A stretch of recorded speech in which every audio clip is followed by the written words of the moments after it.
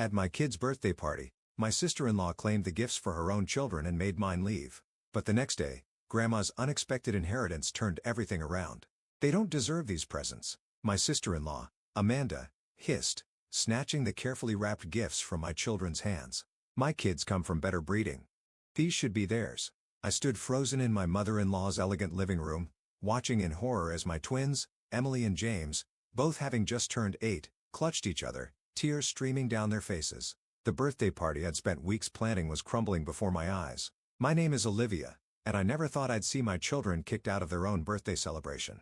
But Amanda, who had married my husband's brother just 2 years ago, had other plans.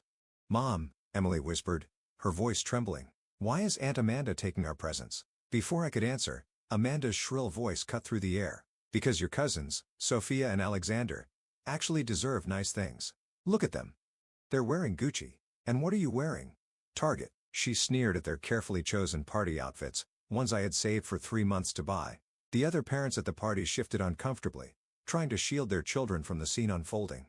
My mother-in-law, Margaret, sat in her favorite armchair, lips pursed but silent. She had always favored her younger son and his wife, but this was a new low. "Amanda," I said, keeping my voice steady despite the rage building inside me, "those gifts are for Emily and James. This is their birthday party." She laughed, a cold sharp sound that made my skin crawl. "Please, Olivia, we all know you can barely afford rent in that tiny apartment of yours. My children deserve these gifts more. They'll actually appreciate the designer labels." My twins pressed closer to me, their small bodies trembling. James, always the more sensitive one, was trying hard not to cry. Emily's little fists were clenched, her inherited stubbornness showing through her tears. "Pack up your things," Amanda commanded, already stacking the presents near her own children. "This party is over. Sophia and Alexander will have much more fun with their friends anyway." "But Grandma," Emily pleaded, looking at Margaret, "you said we could have our party here. You promised." Margaret finally spoke, her voice dripping with fake sympathy. "Perhaps it's best if you have a smaller celebration at your apartment, dear, somewhere more appropriate for your situation." I felt something snap inside me. 4 years of enduring Amanda's jabs about my single-parent status after my husband's death. 4 years of watching her spoil her children while belittling mine. 4 years of bearing Margaret's thinly veiled disapproval. "We're leaving," I announced, gathering my children close. "But those presents stay here. They were given to Emily and James by their friends." Amanda's face twisted into an ugly smirk. "Try and stop me. This is Margaret's house, and she agrees with me."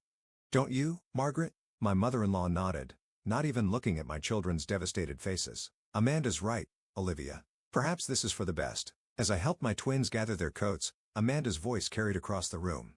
"Oh, and Olivia, don't expect any more invitations to family events. We need to maintain certain standards. You understand?"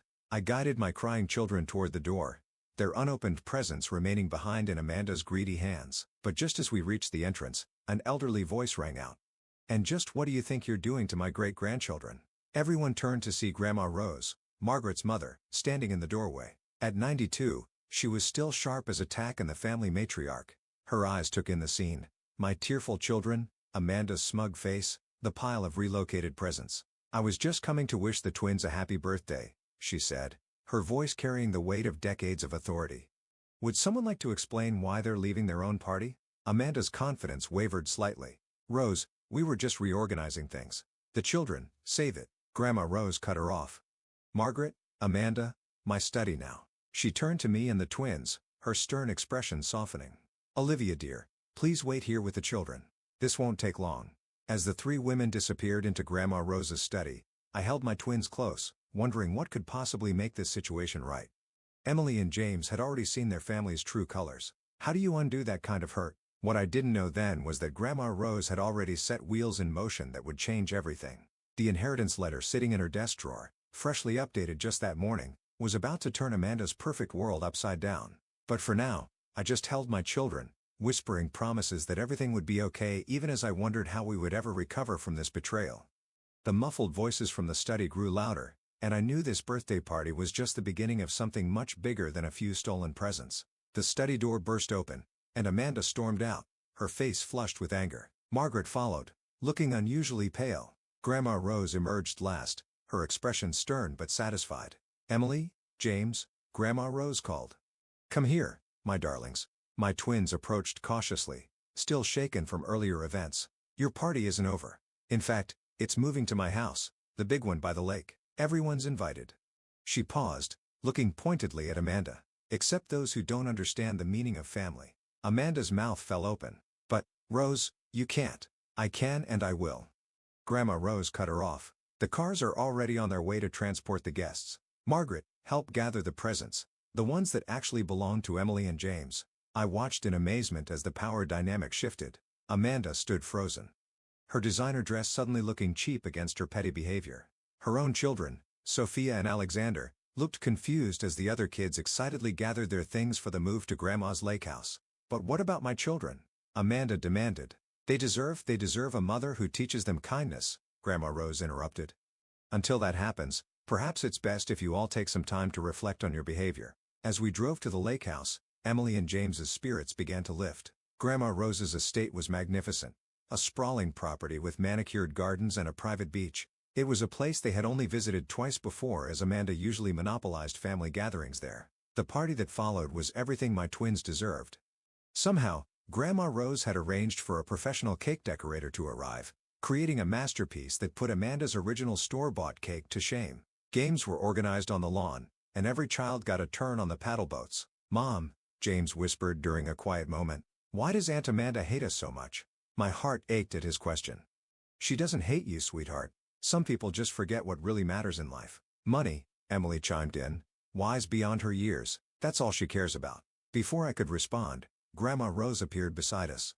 You're quite right, Emily, and sometimes, people who only care about money end up losing something far more valuable. She gave me a meaningful look before turning to address all the party guests.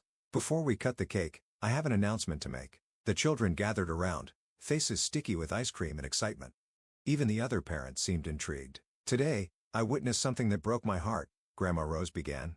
I saw members of my own family trying to hurt these two precious children on their birthday. But I also saw something beautiful. I saw Emily and James show grace and dignity far beyond their years. She paused, her eyes sweeping the crowd. That's why I've made a decision. The lake house, this entire estate, will be put in trust for Emily and James. Gasps rippled through the gathering. One of the other mothers dropped her punch glass. When they turn 21, this property, along with the majority of my estate, will belong to them because they understand what truly matters, and it's not designer labels or social status. Tears welled in my eyes. Emily and James looked stunned, too young to fully grasp the magnitude of what their great-grandmother had just done. My phone buzzed frantically. Messages from Amanda, then Margaret, all demanding explanations. I silenced it without reading them. There's more, Grandma Rose continued. Starting immediately, this house will be managed by Olivia on behalf of the children, which means she smiled warmly at my twins. You can visit anytime you want. Amanda chose that moment to appear, having obviously ignored the earlier dismissal. She stormed across the lawn. Her face contorted with rage. You can't do this, she screeched. What about my children? What about their inheritance? Grandma Rose turned to face her, calm but immovable. Your children will receive exactly what they deserve, a lesson in humility, courtesy of their mother's actions. The party guests watched in uncomfortable silence as Amanda's composure crumbled completely. This isn't fair. We're family too, she shrieked. Family. Grandma Rose's voice carried across the lawn. Family doesn't steal presents from children. Family doesn't mock someone's clothes or their living situation. Family protects each other, loves each other, builds each other up. She turned to my twins who were watching the scene with wide eyes. Emily, James, you and your mother have shown more grace and dignity today than Amanda has shown in her entire life. That's worth more than all the designer clothes in the world. Amanda stood there, mascara running down her face as the reality of what she'd lost began to sink in. Not just the inheritance, but the respect of everyone watching. Even her own children looked embarrassed, finally seeing their mother clearly. As she fled the party, her expensive heels sinking into the manicured lawn, I heard Emily whisper to her brother, "This is better than any present, isn't it?" James nodded, a small smile playing on his lips. Way better than what Aunt Amanda tried to steal. The party continued into the evening with Grandma Rose, orchestrating everything perfectly. As I watched my children laugh and play, finally free from Amanda's constant belittling, I realized this birthday had given them something priceless, the knowledge that they were worthy, valued, and loved, designer labels or not. But this wasn't the end of the story. Amanda's reaction to losing her expected inheritance was about to set off a chain of events that would expose even darker family secrets. The aftermath of the birthday party hit our family like a hurricane. Amanda, unable to accept her loss of inheritance, launched a vicious campaign against us.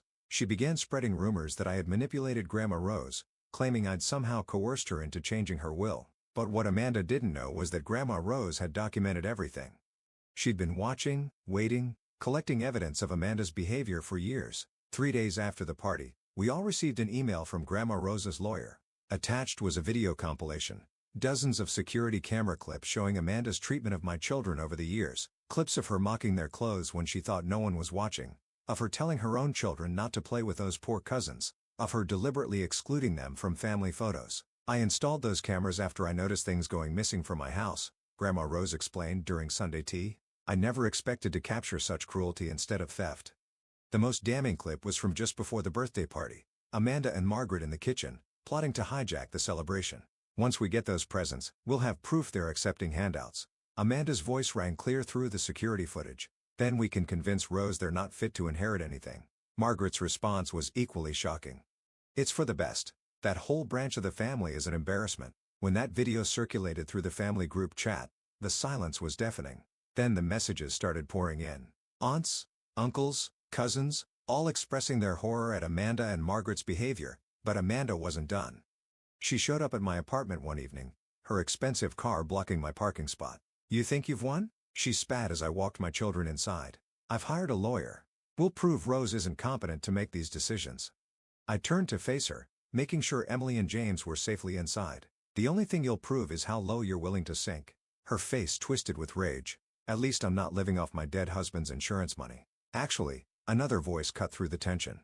"You're not living off anything anymore." We both turned to see Grandma Rose emerging from her car, her driver holding the door. Even at 92, she knew how to make an entrance. "Amanda dear," she said, her voice dripping with false sweetness. "I just had a fascinating conversation with your husband about your shopping habits.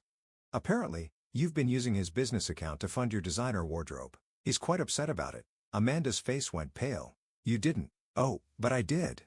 Family matters after all." Grandma Rose smiled. "He's freezing your accounts as we speak. Something about federal tax implications." I watched as Amanda crumpled, her designer handbag suddenly weighing heavy on her arm. All her carefully constructed superiority built on money she'd been stealing from her own husband was falling apart. "You can either leave my grandchildren alone," Grandma Rose continued, "or I can keep pulling threads until there's nothing left of your designer life. Your choice." Amanda fled to her car, engine roaring as she peeled out of the parking lot. It was the last time we saw her at my apartment. Margaret faced consequences and was removed from the family trust while Amanda's husband divorced her after uncovering her financial deception. My twins flourished without their aunt's cruelty. That Christmas, we gathered at the lake house with Amanda and Margaret absent. The family brought warmth, laughter, and love. Watching Emily and James open gifts, I realized Grandma Rose had given them something greater than money. The knowledge that their worth came from kindness, not status.